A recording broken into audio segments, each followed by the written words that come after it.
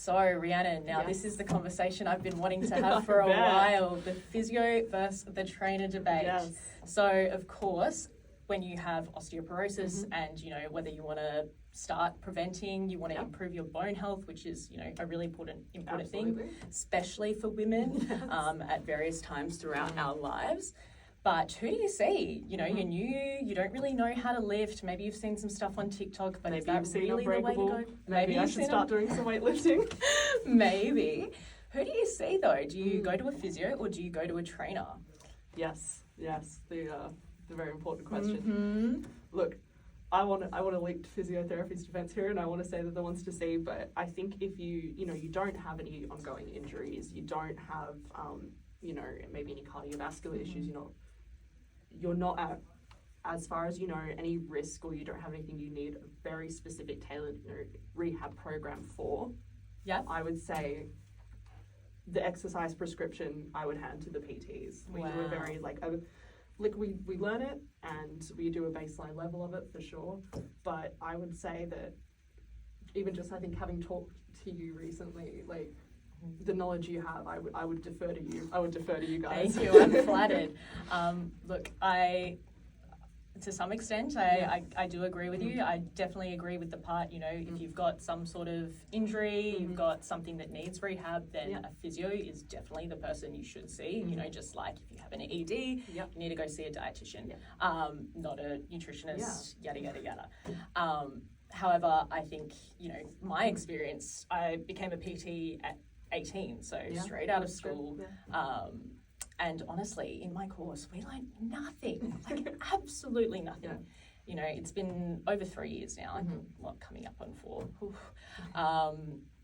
And everything that I've learnt has only been from what I've invested in, getting mentors, going to all of these different seminars, doing all of these different courses. But other than that, if you went to see a typical trainer at a gym, I don't know how helpful they would really be. So, to anyone listening, I think it's really important to, if you're looking to see a physio, you've got some sort of injury, great. Sometimes they can go hand in hand. Yeah, absolutely.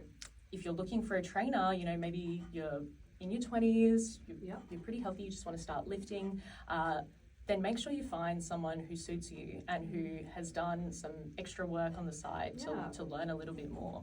I mean, I knew a couple of people who I was studying with that were also PTs, and to me, I was like, this is the perfect. If I could go see someone, this is like who I would want to go see. They've got a bunch of knowledge, but they're training in the PT as well, and it was Wow.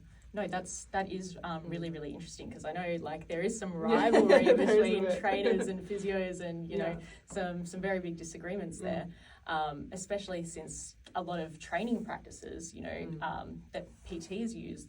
Some of the ones that are very good tend to have delved into bodybuilding or powerlifting, which I think those principles are really, really important. Absolutely. But I know as well, a lot of the practices that are used in the industry, especially since now I'm dipping my toe in the bodybuilding side, they're not necessarily proven in the literature, which I can imagine that's the only focus that we really have until we're getting out there. It's what is literature reviewed, everything like that.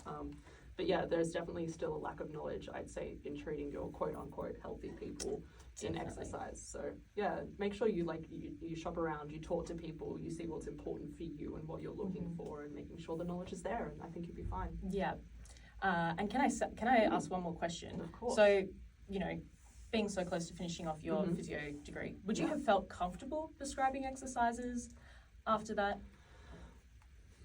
I think that's a good question. I feel like if I was treating people for rehabilitation, and it was rehabilitating an injury or a niggle or a specifically weak muscle, I felt like I had a really good understanding of it, and I felt like I could have confidently gotten them to a level where they were back to a healthy function. I don't think I would feel comfortable going beyond that. Yeah. Beautiful. And are you this is also another bit of a tricky question, but physios, are they very tightly regulated by?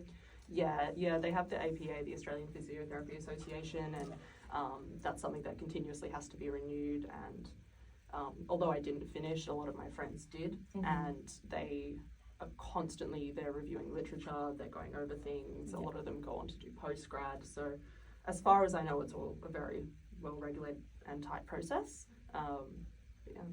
Beautiful. Yeah, and I guess there's pros and cons to that. I mean, yeah, this is it. This is it. Thanks, Rhiannon. Anytime.